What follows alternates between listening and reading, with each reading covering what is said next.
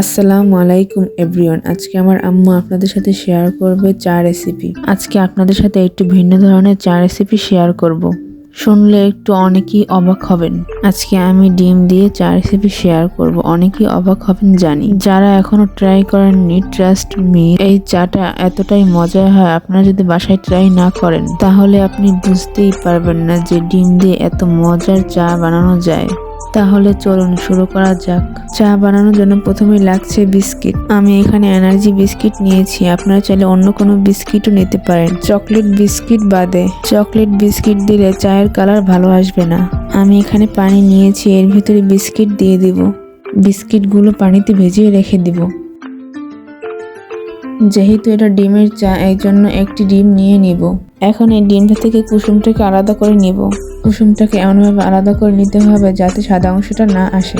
সাদা অংশটা আসলে হবে কি, চার ভিতরে অনেক ফেনা হয়ে যাবে আর ভালো লাগবে না খেতে। এখন যে কুসুমটা আমি চার ভিতরে ব্যবহার করব, সেই কুসুমটা ভালোভাবে ফেটিয়ে নিচ্ছি। খুব ভালোভাবেই ফেটিয়ে নিতে হবে। এর ভিতরেই কিন্তু আমাদের বিস্কুটগুলো পানিতে ভিজে খুব ভালোভাবে নরম হয়ে গেছে। এখন এই বিস্কিটগুলো খুব ভালোভাবে পানির সাথে মিশিয়ে নিচ্ছি। তো খুব ভালোভাবে পানির সাথে মিশিয়ে নেওয়ার চেষ্টা করবেন, এর জন্য খুব ভালো একটা চা হবে। এখন যে পাত্রে আমরা চা তৈরি করব, সেই পাত্রে 2 কাপ লিকুইড দুধ নিয়ে নিচ্ছি।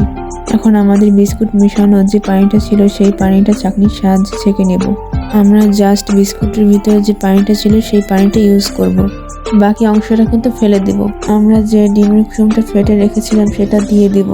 ডিমের কুসুমটা দিয়ে দুধের সাথে ভালোভাবে মিশিয়ে নিতে হবে। এখন এখানে দিয়ে দিচ্ছি প্রায় 3টার মতো এলাচ। এলাচের মুখটা একটু ফাটিয়ে নিয়েছি। এই এলাচটা দিলে হয় কি, চাটা খেতে দারুণ লাগে। এখানে 1 চামচ গুঁড়ো দুধ দিয়ে দিয়েছি।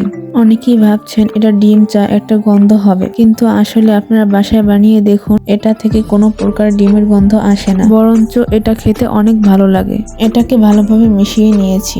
অবশ্যই মিশিয়ে নেওয়া কাজটা চুলাতে বসানোর আগে করতে হবে, এতে করে ডিমটা খুব ভালোভাবে মিশে যাবে। 2-3 মিনিটের মতো এভাবে বলক তুলতে হবে।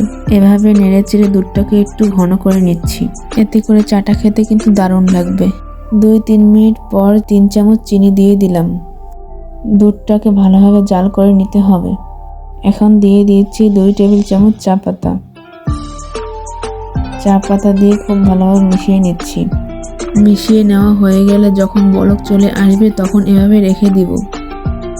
এখন আমার চাটা কিন্তু রেডি হয়ে গেছে। কতটা লোভনীয় লাগছে। একটা ডিমের কুসুম দিয়ে 2 জনের জন্য চা বানাতে পারবেন। 2 জনের জন্য 2 কাপ চা। বাসায় কিন্তু অবশ্যই একবার হলেও ট্রাই করবেন। কাউকে যদি এই চাটা বানিয়ে খাওয়ান, তাহলে শুরুতেই বলবেন না যে ডিম দিয়ে বানিয়েছেন।